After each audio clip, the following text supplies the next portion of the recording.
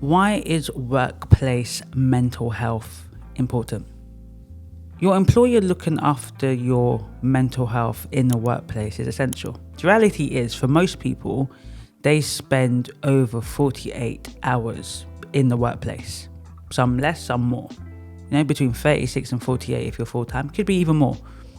Doctors sometimes do 60-hour shifts, right? Nurses, etc. So it does depend, but I'm very, very certain that if you're doing a full-time role, depending in the industry, depending in the sector, whether it's private, whether it's the third sector, whether it's the public sector, right? If it's here in the UK, it might be different in different municipalities all over the world. The point is that we work many hours, and most of the time we spend at work than we do even with our loved ones, right? And since the age of school, and primary school and secondary school, we spend more time out of the house than we do in the house. And I think that not everybody has had this experience, but I would be quite confident to say that a proportion of those that are listening have been in an environment, have worked in an environment that's not been healthy. The word toxic is used so flippantly, it's lost true meaning. But you've been in an environment where you're not happy with. If the company is good, you're just not happy. You might have been in an environment where parts of the company is good and parts of it isn't, for whatever reason. It could be really difficult manager, it could be difficult colleagues, it could be lack of promotion, it could be so many factors that contribute to your experience in the workplace. It could be the pace of the environment is so fast, it could be the workload, it could just be feeling undervalued, underpaid, right? Many of us in different types of jobs, the issue isn't always the work, the issue is everything else. It could be the workload, it could be the lack of appreciation, it could be like you're not getting paid enough, or it could be your personal life is just really complicating and impacting your workplace, right? So as you spend most of your time at work, you're going to spend a large chunk of your life, your adult working life, at work. You spend more time in work than you do not at work and in retirement. So the reality is most of our lives will be in some sort of workplace. Now, for those that are entrepreneurs, fair enough. But still, if you're an entrepreneur, unless you're a one-man band, if you're an entrepreneur, you potentially have employees, you're working with people. So we all spend our time with people, whether it's remotely or whether it's face-to-face, physical, however. And if you are not, if you're experiencing difficulties in the workplace and it's impacting your productivity, it's impacting your commitment to work, it's impacting your motivation, you're stressed, you're highly anxious, you're dealing with imposter syndrome that you're finding difficult to get over. Again, so many things happen in the workplace, right? Because you're there Monday to Friday, some are there Monday to Saturday, some are there Monday to Sunday, some people work Tuesday to Friday. However your working week is, you spend a lot of time in there. And if you don't receive support, it will begin to impact your life all around if it hasn't already. Right? So I guess to be very short with it, it's important that your workplace prioritizes your mental health for a very simple reason. Employees that are not supported well enough in the workplace do not give their best in the workplace. And if employees do not give their best in the workplace, then overall the company suffers. You don't make as much money, you don't hit your targets, you don't meet your KPIs. The bottom line ain't bottom lining, essentially. So to me, a lot of things are so simple and common sense, but I think it's because when you have emotional intelligence and you can understand there's a balance of things. So being on the other side, being an employee myself, you might ask yourself, why should I pay for this and why should I pay for that and why? But when you are an employer, and hopefully I'm a decent employer and I really like my staff and I see how productive, hardworking, committed, determined they are, if that drops for some reason, it's because of something impacting their life, be it in the workplace or personal, I want to support you, one, because I'm human, but two, because if I wasn't human and I didn't care about them and I just cared about the money, I'd be like, bruh, yesterday you were working at 100%. Today you're working at 70. I need you to get back to 100%. How do I help you get back to that? What do you need so you can get back to 100% output? Like, when you really deep it and think about it, it's very simple. If you want your employees to be working at 100% output, whatever that looks like in your environment, then you need to do what you can to get you the output. Because the whole idea of having an employee is that one employee generates triple what they are truly worth. That's the reason why there's always disparities in the workplace. You know, your marketing assistant might be really truly bringing you 300k a year, right? But you're paying them 35k a year, right? So the whole point is for each employee to double, triple the money that comes into the company, even roles that may not be directly related to sales, all aid in increasing the revenue generation in the company. So we know as an employer that each employee that is working in your company is aiding your company in making money. So therefore, I want you to have the most optimum environment so that you can be productive, so you can be truly engaged, so you can be in a culture that you don't dread on the Mondays. You know, you don't want Monday blues. You want to wake up and be happy to go to work. Why should your employer invest in your career development? Your employer should invest in your career development because what benefits a company is an employee that has grown in their skill set, and that a good company will utilize an individual's skill set for the benefit of the company. So you might start off as a marketing assistant and then end in a company as a sales manager, right? You might cross skills, so you might move in a different area, which doesn't always happen when you're in very big enterprises. It's very hard sometimes to move about. It's probably when you're in a lot of startups, you can kind of move about and move different roles. And the company would need that because everyone needs to be a bit of a generalist when you're in a startup. I know that now because doing a startup, you do everything and anything. You become a marketing assistant. you become a whiz at Canva. You have people doing certain things they wouldn't normally do if they worked in a more established, enterprise with fixed roles and designations, yeah. And which is pros and cons. That's one of the things that, stifle enterprises sometimes. It's the kind of, everything is kind of fixed, but obviously it works in a very logical way. And what makes startups agile before they become scale-ups and before they become enterprises, yeah, like Facebook, like Google, like all of the startups that are now technically enterprises, is the agility, right? Is the fact that everybody's doing, various different roles, and then eventually, hopefully, will then specialize into something that they feel like this is where most of my skill set leans to. But going back to the question about why should employers invest in your career development? For a very simple reason. You don't want to dumb yourself down. Let me be very real. This is my personal opinion, yeah, and my professional opinion. If you do the same role over and over again without any growth in that role, right? If you're doing your basic job description, you stay in your comfort zone, and I do think you lose creativity, you lose agility, you lose spunk, right? Because if you're doing a repetitive task, like just trying to think, creating spreadsheets every single day, that's it. After a while, yeah, it becomes so second nature to you. You're not learning anything new. You've learned all they've had to learn about Excel and Google Sheets. Is there nothing else that you're going to do? Yeah. So the whole point of career development is continuously developing yourself professionally, because as a human being, we are constantly evolving. Likewise, as a professional, right?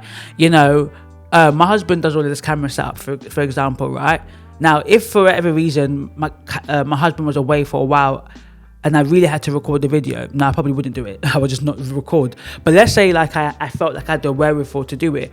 I would sit there on YouTube and learn. Now, there's things that I don't do anymore that I actually once did and learned to do because I had to when I was not trying to spend money.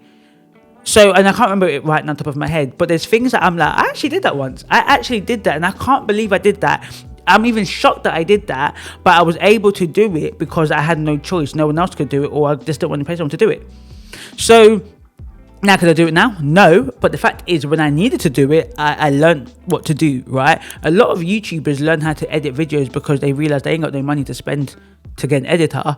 So they do it themselves, and then they learn and they become really good at that, and then that becomes a skill set that they can then get money off. So that's the whole point. So the same in the workplace, right? And it doesn't have to be major career development. I'm not talking about you have to go into a workplace and then now get another degree, another master's, another doctorate.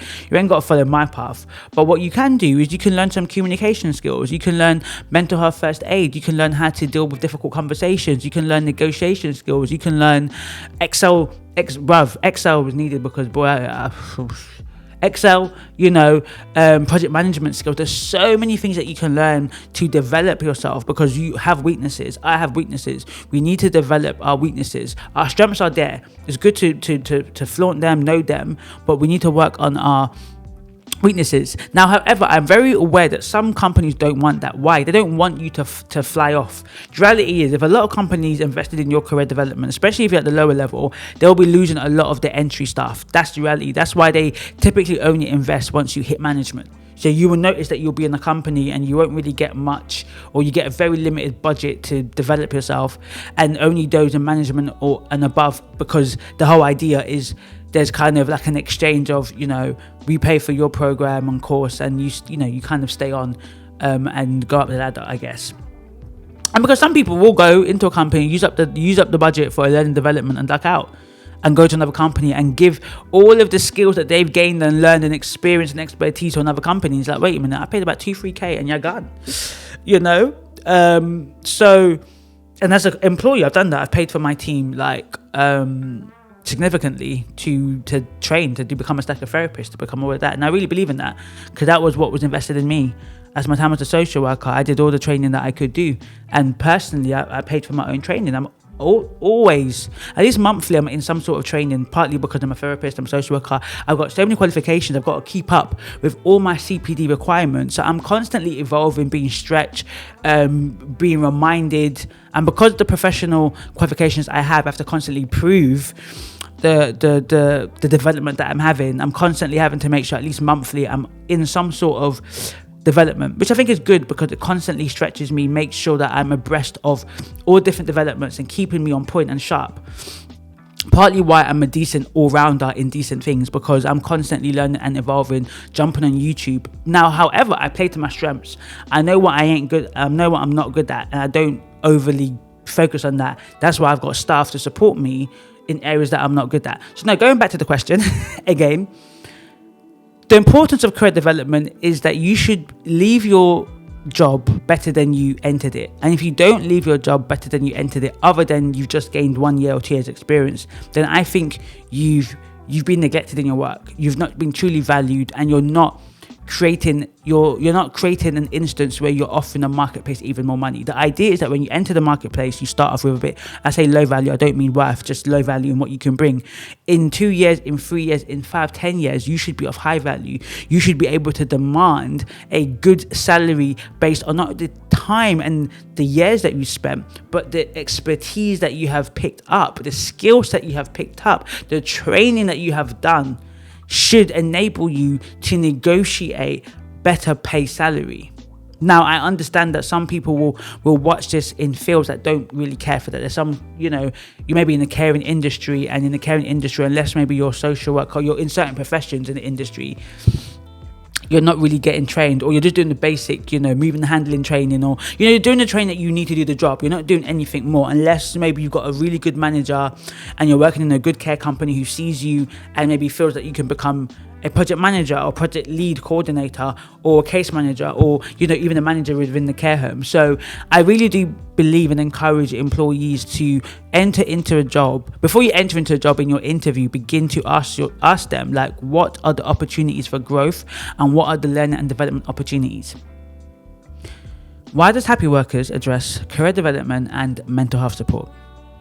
Happiworkers believes that career development and mental health support are intertwined. It's an interlocking system.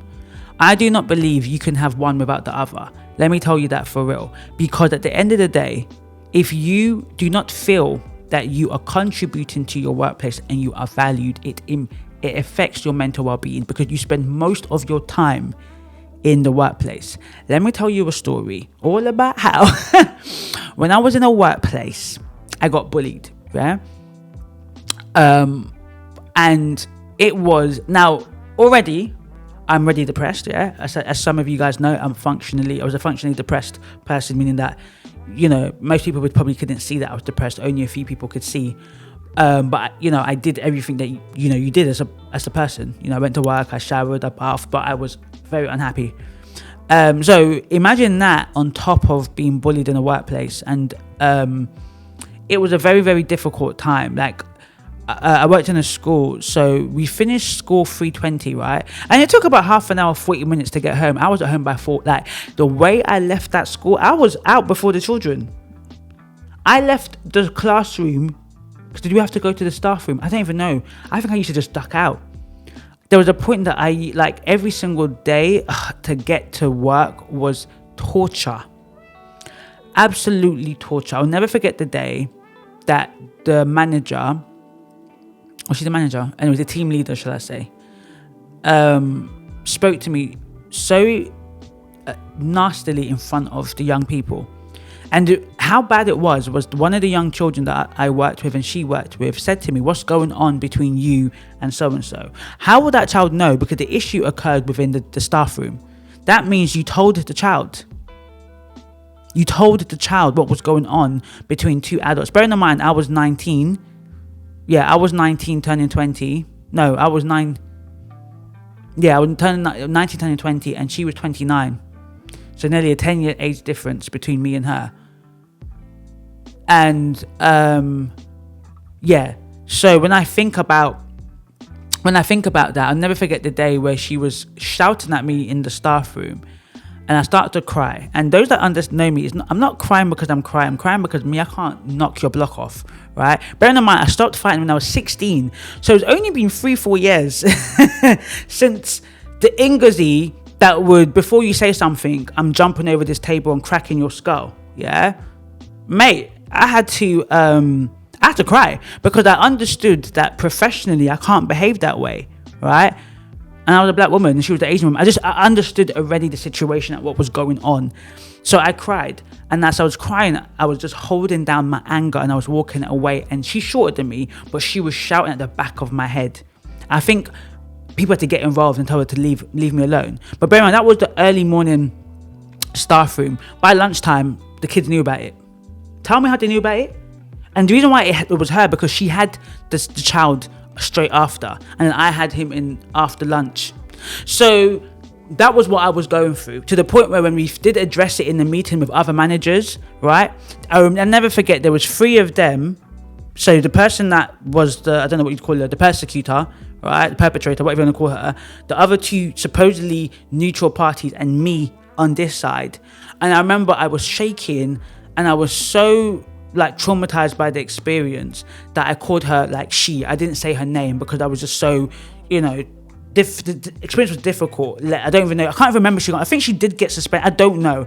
I can't even remember if it was even an adequate response to what I went through. Bearing in mind, I was agency and she was permanent. That's a really important point to mention, right? Sometimes the insecurity of your contract, of your employment, makes it very difficult to be appreciated or valued the same as everybody else, which I find absolutely crazy. I would not treat you any different than a permanent employee, other than what the law says I can treat you as different. Do you see what I mean?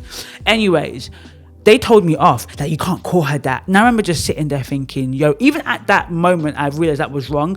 Again, I couldn't articulate myself. It took me a very long time because I started working at age 16.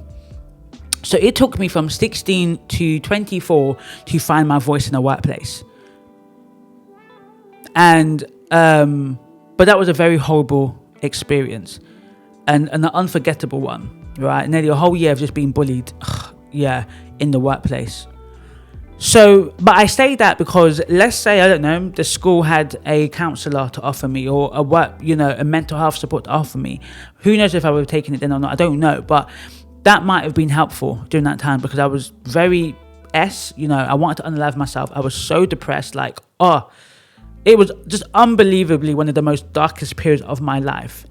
That was, and one of the, now bearing in mind, I was already that, so that's not their situation, it's not their fault. But I would have been like that for a long time, so I could manage my depression. Like, I was functionally depressed, so that was okay. The issue was I was getting bullied on top, which made it even worse. So I say that to say, right?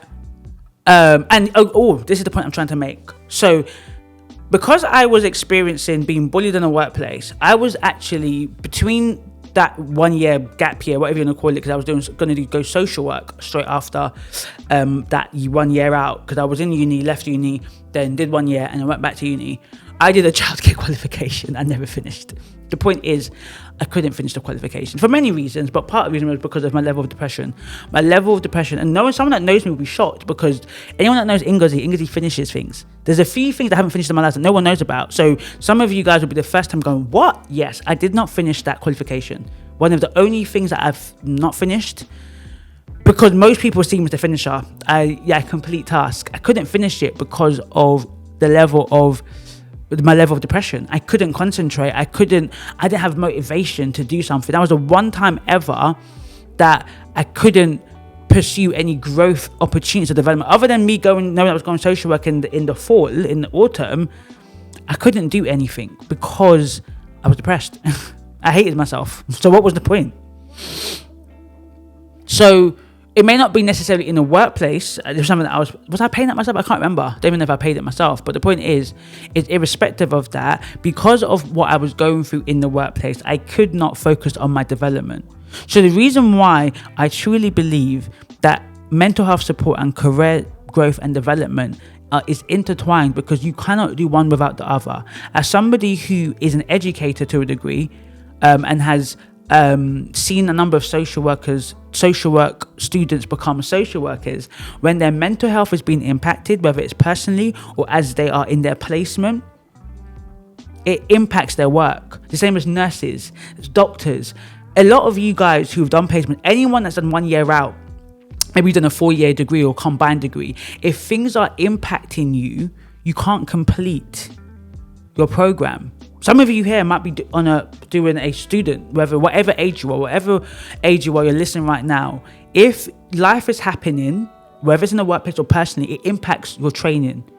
So it makes sense that if you are mentally at your optimum or mentally fit, you will want to seek career opportunities and growth. And again, it doesn't have to be massive, big degrees. It could be a simple personal development program, understanding your values, overcoming imposter syndrome, mental health first aid, just widening your understanding about life, just developing a new skill every single year is so important to learn, to grow, right?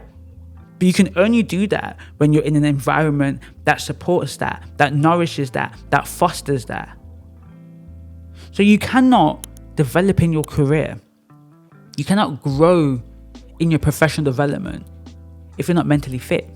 And likewise, if you are not mentally fit, you don't even consider, you're the first thing on your head is not my career development. You're just like, I need to survive right now. Career development is about thriving. It's about looking at the future and saying that if I do all of this stuff, it's going to help me and enable me to be better. Right? It may not always be for your job. It might be for career. Like I said, who would have thought all of the things that I'm doing is leading me to become a tech entrepreneur, right? I've come from the public sector, mental health, and now I'm creating a tech company that does mental health and career development. All of the things I was doing on the side, quote unquote, all my side hustles, all my passion projects are now obviously I did have one business that I created from it, but have now turned into, a technical company, right? But so imagine if I did not develop myself. Imagine if I didn't go therapy to deal with my unresolved trauma and go through healing. Imagine that. I would not be standing here in front of you. Well, I'm not standing here. I would not be sitting here in front of you talking about this. I would not be able to start this business. Now, the next time we talk, we're going to talk about mental health and entrepreneurs, because that's another topic that's important. But thank you for watching. Thank you for listening. Really follow this journey about Happy Workers. It's so exciting to be able to sit here and talk about all like the stuff. Like, it's absolutely fantabulously amazing. Absolutely amazing. Watch this space. See you on the other side. On the other side. See you on the other side. On the other side. See you on the other side.